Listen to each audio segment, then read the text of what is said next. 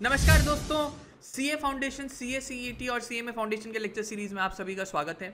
तो आज हम अपना डिस्कशन को कंटिन्यू करेंगे और बात करेंगे कंसीडरेशन की। हमने पिछले वीडियो में बात करी थी कंसीडरेशन की डेफिनेशन को। आज उसी डेफिनेशन को हम आगे बढ़ाएंगे और हम बात करेंगे एक landmark case law Chinnaiah versus Ramaiah के बारे में। Very very important case law for your examination perspective. आप इंस्टीट्यूट का अगर क्वेश्चन बैंक उठाएं तो आपको कई वैरायटी के क्वेश्चन इस केस लॉ के ऊपर मिल जाएंगे। Very very important. तो पहले इस केस स्टडी को डिस्कस करते हैं और केस स्टडी को डिस्कस करने के लिए I have a small animated video. तो पहले वो एनिमेटेड वीडियो देखते हैं और फिर आगे के डिस्कशन करेंगे। बेटी रमैया, आओ अंदर आओ बेटी। जी मामी, क्यों बुलाया है आपने मेरे को? बेटा, मैं बहुत बीमार रहने लगी हूँ। मैं किसी भी क्षण लुढ़क सकती हूँ। मुझे मेरे भाई की बहुत चिंता होती है। बेटा, तू क्या मेरे लिए काम कर सकेगी क्या? हाँ माँ, बोलिए ना। आपके लिए एक क्या 100 काम करने के लिए तैयार हूँ मैं सोच रही थी क्यों ना मेरी जितनी प्रॉपर्टी है वो सब मैं तुम्हारे नाम कर दूं, लेकिन एक शर्त लगाकर कि तुम्हें मेरे भाई को हर महीने मंथली रेमिटेंसेस करने पड़ेंगे। कुछ खर्चा उसे देना पड़ेगा ताकि उसका लाइफ वो ठीक से जी पाए। जी जी जी जी मम्मी, जी जी जी, बिल्कुल बिल्कुल, आप ऐसा कर सकती हैं। और मैं आपसे वादा करती हूँ कि मैं अपने मामा का बहुत अच्छे से ध्यान रखूँगी। मेरे भाई, मैं किसी भी क्षण लुढ़क सकती हूँ और तुम्हारी देखभाल करने का बंदोबस्त मैंने कर दिया है। मेरी बेटी हर महीने तुम्हें कुछ खर्च भेजते रहेगी जिससे तुम्हारा जीवन नॉर्मली चल सके। ओ बहना, कैसे तुम्हारा शुक्रिया अदा करूं? तुम्हारे लिए जो शब्द कहे जाए वो कम है। बस मेरी तो यही दुआ है कि तुम जल्द से जल्द ठीक हो जाओ और पूरी तरह से स्वस्थ होकर रिकवर कर जाओ। बेटी, बहना की बहुत ज़्यादा याद आती है। बहुत ज़्यादा मिस करता हूँ मैं उसे। हाँ मामा जी, बिल्कुल सही कह रहे हो आप। बेटा, वो जो मेरी बहना ने तुमसे कहा था मुझे हर महीने कुछ खर्च भेजने को, तो शुरुआती दिनों में तो बहना के जाने के बाद वो मुझे मिले, बट अभी पिछले कुछ महीनों से तुम वो दे नहीं रहे हो। बेटा, अगर वो मिल जाते तो बड़ी सुविधा होती। माफ़ करिए मामा, पर मैं अब से आपको वो खर्ची नहीं दे पाऊंगी। मुझे क्षमा कर दें। क्या? ये क्या कह रही हो बेटी? मेरी बहन से तो तुमने वादा किया था कि तुम मुझे हर महीने कुछ खर्ची भेजोगे, और हमारे बीच तो ये एक कॉन्ट्रैक्ट भी है। और अगर तुम मुझे पैसे नहीं दोगे तो ये तो ब्रीच ऑफ कॉन्ट्रैक्ट कहलाएगा। क्या क्या कहा आपने? Breach of contract? A mama soon, contract में हमेशा कंसिडरेशन होता है। हम आपको अगर मंथली रेमिटेंस दे रहे हैं तो बदले में हमको क्या मिल रहा है कंसिडरेशन में? क्विड प्रो क्यो में हमको क्या मिल रहा है? कुछ भी नहीं। और नो कंसिडरेशन म्हणजे नो कॉन्ट्रैक्ट, यानी कि कोई ब्रीच पिच नहीं है। ये सब ज्ञान किसी और को दीजिएगा।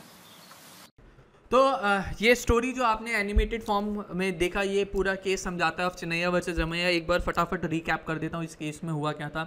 एक ओल्ड लेडी थी जिसने अपने बेटी को ये कहा कि भाई बेटी, मैं अपने भाई के प्रति बहुत चिंतित हूँ, तो मैं आपको कुछ प्रॉपर्टी अपनी ट्रांसफ़र करूँगी, लेकिन एक शर्त पे करूँगी कि भाई आप जो है मेरे ब्रदर को, यानी अपने मामा को जो है हर मंथ कुछ रेमिटेंसेस दोगे ताकि वो एक कंफर्टेबल लाइफ जी सके।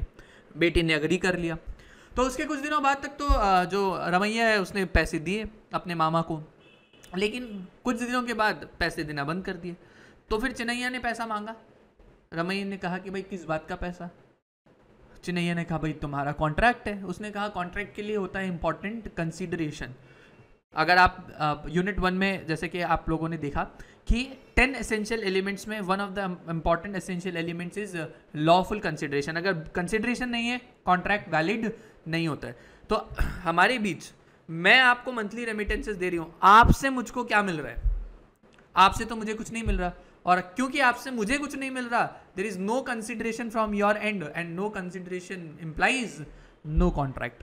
तो देयरफॉर आप इसको जो है एक वैलिड कॉन्ट्रैक्ट नहीं बोल सकते। अब बेचारा मामा जो चिन्नैया था वो गया कोर्ट में, केस फाइल किया।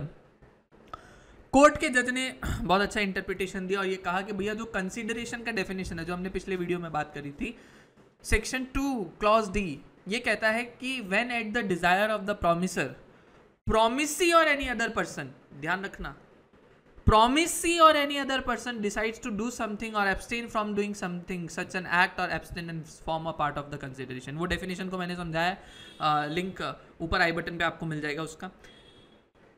तो जो जज है उसने कहा कि कंसिडरेशन हमेशा प्रोमिसी से आए, ये जरूरी नहीं है, किसी थर्ड पर्सन से भी आ सकता है। एक छोटा सा और एग्जांपल देता हूँ। आप अपने प्रोफेशनल कोर्स को परस्यू करने के लिए कहीं ना कहीं आप भी क्लासेस के लिए देख रहे होगे, एनरोलमेंट भी करवाया होगा, ठीक है।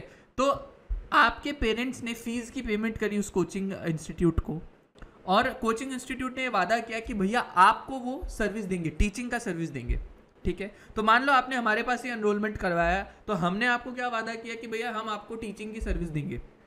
आपके पेरेंट्स ने हमको फीस पेमेंट कर दी अपने अकाउंट से। तो क्या मैं कल को ये बोल सकता हूँ कि मेरे और आपके बीच में तो कोई कॉन्ट्रैक्ट नहीं है, क्योंकि मैं तो आपको टीचिंग सर्विस दे रहा हूँ, लेकिन आपसे बदले में मुझको क्या मिल रहा है? आप बोलोगे कैसी वाहियात बातें कर रहे हो साहब, हमारे एंड का जो कंसिडरेशन है वो तो हमारे पेरेंट ने दे ही दिया है, हमारे एंड का जो कंसिडरेशन है वो तो हमारे पेरेंट ने दे ही दिया है। यहां पर भी तो यही हुआ, कंसिडरेशन डायरेक्ट मामा से नहीं मिला, रमैया को कंसिडरेशन डायरेक्ट मामा से नहीं मिला, रमैया को कंसिडरेशन उनकी ओन मदर से ऑलरेडी मिल चुका था in the form of property.